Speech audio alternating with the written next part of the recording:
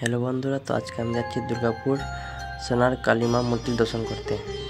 চলো, জানা গেছে নাকি সামনের গর্তের মধ্যে সেই সোনার কালী মূর্তি পাওয়া গেছে ও সামনে তার মন্দির নির্মাণ করা হবে।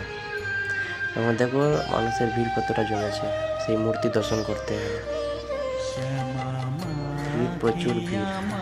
এই দেখো সেই কালী মার মূর্তি, জানা গেছে নাকি এটি সোনার মূর্তি, বেশ সুন্দর অদ্ভুত মূর্তি।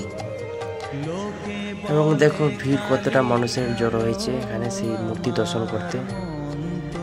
সবাই প্রসাদ চাপাচ্ছে, ধূপকাঠি জ্বালাচ্ছে এবং প্রতিটা মানুষ সেখানে জড়ো হয়েছে দর্শন করার জন্য।